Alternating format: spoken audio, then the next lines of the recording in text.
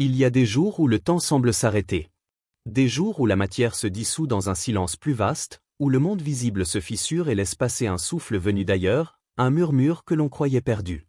Le jour des défunts est de cela. Mais attention, ce n'est pas une simple tradition. Ce n'est pas seulement un souvenir collectif, un rituel ancien que l'on répète mécaniquement. C'est une porte, une brèche fragile entre deux mondes, un instant où le voile qui sépare les vivants des morts tremble, presque imperceptible, et laisse filtrer une lumière que les yeux ne peuvent pas saisir. Depuis toujours, les Écritures murmurent ce mystère, mais peu ont osé tendre l'oreille.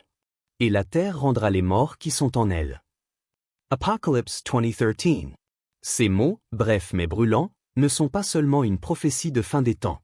Ils sont un appel, une invitation à observer un passage invisible, là où les vivants et les morts se reconnaissent dans une vibration commune.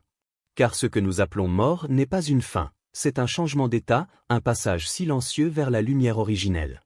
Il existe cependant des jours où le voile entre les mondes devient si mince qu'il tremble, où l'invisible semble respirer avec nous.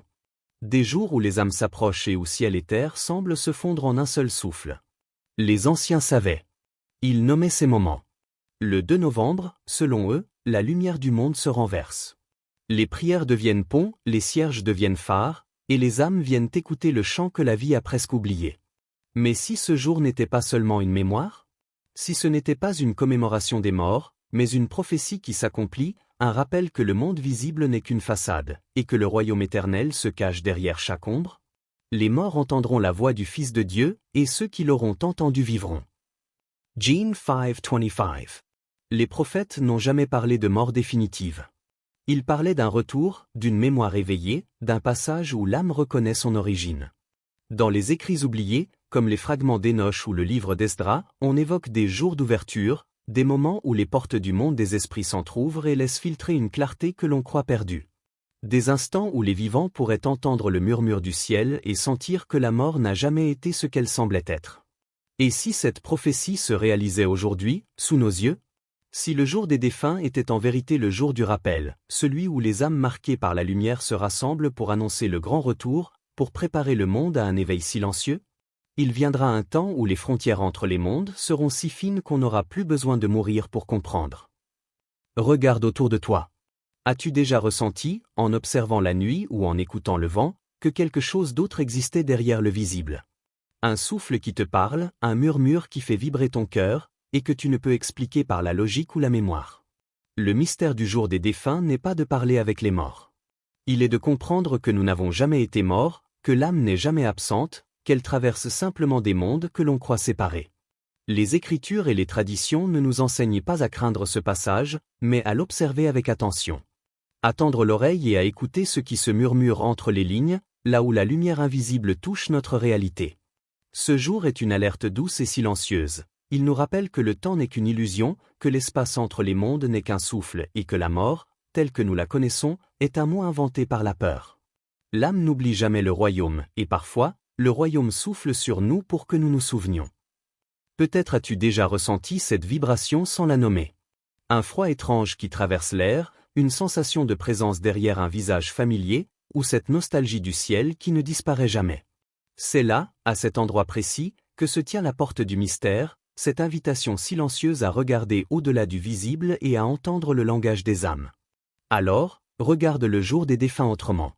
Ne le vois pas comme un hommage passé, mais comme une ouverture sur l'éternité, une reconnaissance que le souffle de la vie ne s'éteint jamais, qu'il circule entre les mondes, et qu'en ce jour précis, le ciel et la terre se penchent pour murmurer à ceux qui savent écouter.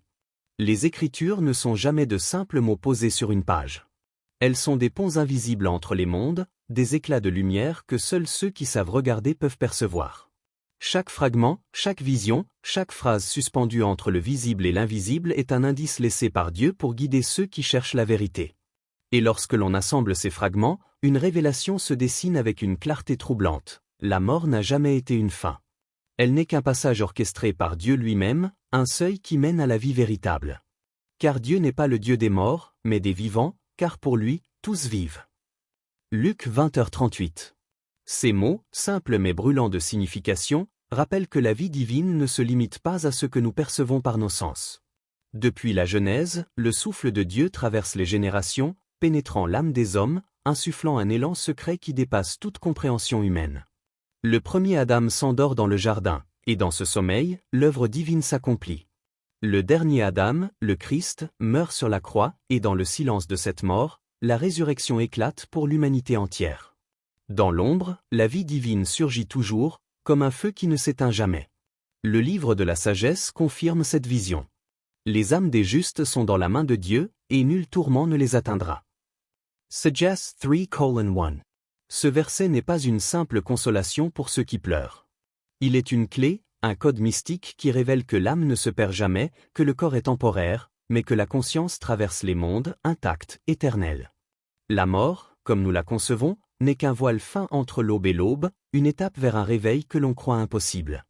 Ézéchiel, dans sa vision des ossements desséchés, en donne une illustration saisissante. « Fils de l'homme, ces os pourront-ils revivre ?»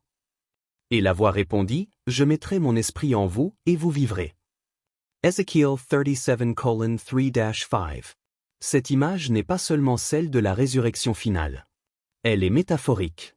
Les ossements représentent nos mémoires endormies, nos consciences oubliées, nos âmes qui dorment dans la matière et l'illusion. Et le jour des défunts devient alors le symbole de ce réveil silencieux, le moment où le souffle divin secoue les vivants de leur torpeur, les appelant à se souvenir qu'ils n'ont jamais été séparés de la lumière. Les textes apocryphes, souvent ignorés mais puissants, confirment cette vision. Dans le livre d'Hénoch, il est écrit que les justes entendent le chant des étoiles et reconnaissent la voix de Dieu même au-delà des tombes. Un chant qui traverse le temps et l'espace, qui parle directement au cœur de l'homme, rappelant que la mort n'a jamais été un mur, mais une fenêtre vers l'éternité. Une prophétie précise même. Les vivants se souviendront de leur immortalité, et la terre tremblera de joie. Ces mots résonnent comme un écho de ce que le jour des défunts symbolise vraiment. Ce n'est pas un rappel de finitude ou de perte, mais un appel au réveil collectif, une ouverture de conscience qui transcende le corps et l'espace. Les hommes comprendront alors que la mort n'était qu'un mot inventé par la peur, un voile posé pour faire oublier la lumière qui vit en chacun. Et cette lumière, toujours présente, a une voix. Elle murmure à travers les siècles, à travers les écritures, à travers les symboles et les visions.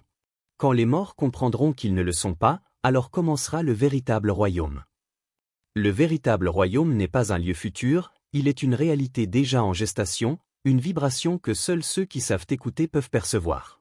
Les signes sont partout, dans les étoiles, dans le souffle du vent, dans le frisson qui traverse ton corps quand tu sens la présence d'un autre monde. Chaque rituel, chaque prière, chaque souvenir d'un défunt n'est pas un hommage vain, mais une corde tendue entre le visible et l'invisible, un canal par lequel le ciel agit dans le monde des hommes. Regarde les Écritures avec ces yeux-là. Tout devient cohérent. La Genèse, les prophètes, les évangiles, les textes apocryphes, tout raconte la même vérité. La mort est un passage, la vie est éternelle, et chaque souffle de l'univers est une invitation à se réveiller. Le jour des défunts n'est donc pas un simple rituel à observer. C'est un appel à percevoir l'invisible, à entendre la voix que le monde ignore, à reconnaître que ce que nous appelons mort n'est que le passage vers une dimension de lumière. Et lorsque l'on comprend cela, la peur s'éteint. La salето disparaît.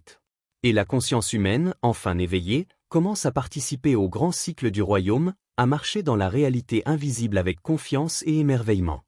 Le royaume commence dans la compréhension que la mort n'est jamais la fin, et que chaque souffle de vie porte en lui le chant du ciel. Tout dans les Écritures est symbole. Chaque mot, chaque geste, chaque vision est une fenêtre ouverte sur un monde que les yeux humains ne peuvent percevoir directement. Et le jour des défunts n'échappe pas à cette règle. Ce n'est pas une célébration funèbre, un moment de tristesse ou de nostalgie.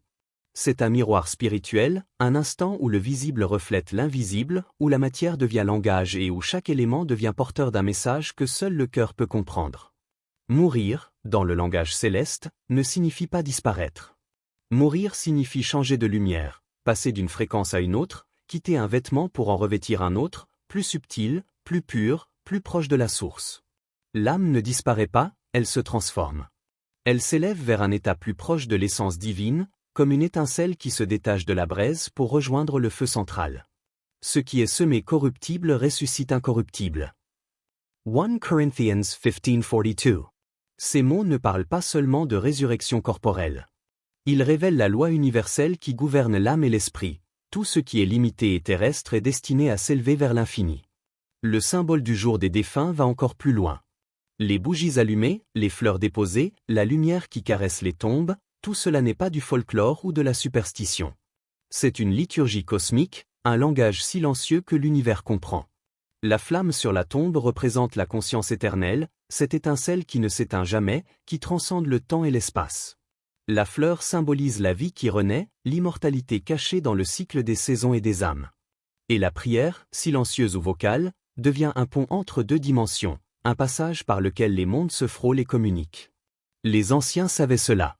Dans le Pasteur d'Hermas, il est écrit « Ceux qui ont cru et se sont endormis dans la lumière ne sont pas morts, mais changés en pierre vivante du temple de Dieu. » Ces mots ne parlent pas de repos ou d'absence. Ils parlent de participation, d'action continue, d'un rôle invisible mais essentiel dans le grand ouvrage de la lumière. Les morts, loin de dormir dans la poussière, sont des acteurs silencieux du dessein divin. Chaque prière que nous adressons, chaque souvenir sincère que nous gardons, élève leur vibration, et par extension, la nôtre. Tout devient énergie, tout devient communion.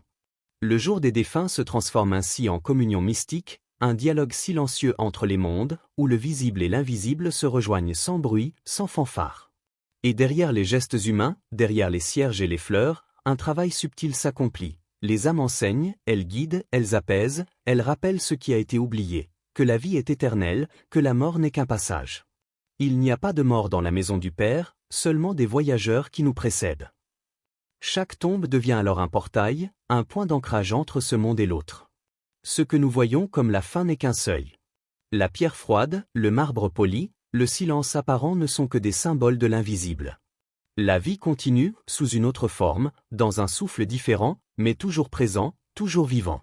Observe les rites, observe les gestes, le mouvement de l'encens, la flamme qui vacille, le parfum de la fleur, le souffle du vent sur la pierre tombale. Tout parle un langage que seuls les cœurs attentifs comprennent. C'est un langage de mémoire et de lumière, une vibration qui relie les vivants aux invisibles, les temps présents aux temps éternels. Chaque symbole est un message codé, un rappel que la mort n'existe pas telle que nous l'apercevons. Elle est un passage, une métamorphose, une invitation à regarder au-delà des apparences et à reconnaître la réalité de l'âme. Le jour des défunts n'est donc pas un simple hommage au passé.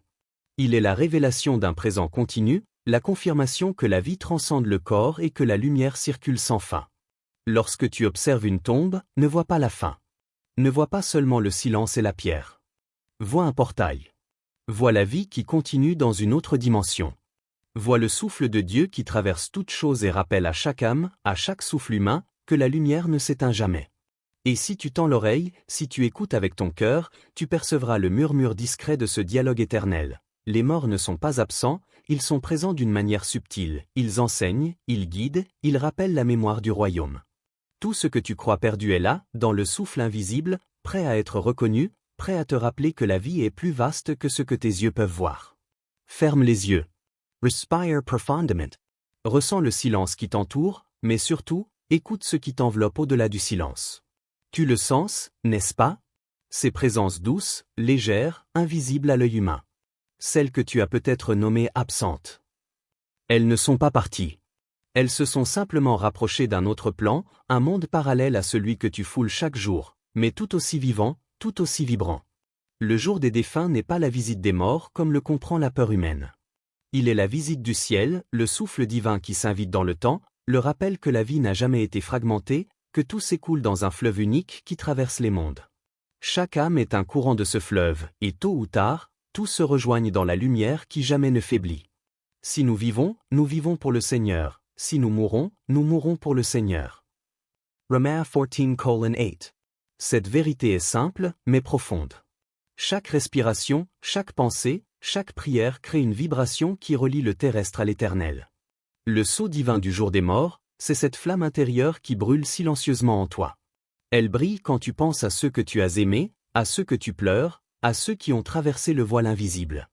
Elle brille dans ton cœur, parce que la lumière ne meurt jamais, elle se transforme, elle circule, elle unit. Ce que l'amour a uni, même la mort ne peut le séparer. Ce jour n'est pas une prophétie de fin du monde. Il est la fin de la séparation. Le moment où les vivants comprennent qu'ils n'ont jamais été seuls, que les disparus ne sont jamais vraiment absents. Que la mort n'est qu'une illusion pédagogique, un décor nécessaire pour apprendre à aimer sans forme, à ressentir sans limite, à voir sans yeux. Alors, n'aie pas peur. Ne laisse pas la peur obscurcir le souffle sacré de cette journée. Allumma ta flamme. Fais-la briller dans ton cœur. Souviens-toi que cette lumière, invisible mais puissante, traverse tous les mondes et relie chaque instant à l'éternité. Chaque souvenir, chaque pensée, chaque prière devient un pont lumineux entre toi et ceux qui t'ont précédé. Regarde le ciel. Ressens la terre sous tes pieds. Tout est vivant, tout est connecté, tout participe au même souffle divin. Le voile qui sépare les vivants des disparus est mince, presque imperceptible. Et dans ce jour sacré, il devient si léger que le monde des morts et celui des vivants se touchent, s'effleurent, communient. Ce que tu appelles la mort n'est qu'un retour à la lumière. Et ceux que tu pleures t'attendent déjà dans le silence du ciel. Cette phrase est plus qu'un enseignement. C'est un murmure du ciel, un souffle sur ton âme, une invitation à reconnaître la continuité de la vie, à sentir la présence des absents comme une lumière douce qui caresse ton esprit. Le jour des défunts n'est pas celui des morts. Il est le jour de la promesse, le moment où le ciel se penche sur la terre pour murmurer à chaque âme, « Souviens-toi, tu es éternel ». Imagine un instant que cette flamme intérieure soit une étincelle du royaume, une lumière que rien ne peut éteindre. Chaque pensée d'amour, chaque geste de souvenir, chaque prière sincère, alimente cette étincelle. Elle ne connaît ni limite ni frontière. Elle traverse le temps, traverse l'espace, traverse les mondes. Et toi, en la reconnaissant, en la laissant briller, tu deviens gardien et témoin de cette lumière. Ne crois pas que le départ physique soit une perte. Le départ est une transformation, une métamorphose vers un état plus subtil, plus libre, plus proche de la source. Et en ce jour particulier, la frontière entre ce monde et l'autre devient si mince qu'il est possible de sentir le contact, d'entendre le souffle des âmes, de percevoir leur paix, leur joie, leur guidance. Alors, laisse cette flamme intérieure te remplir. Laisse-la transformer la peur en confiance, la tristesse en mémoire vivante, le silence en dialogue sacré.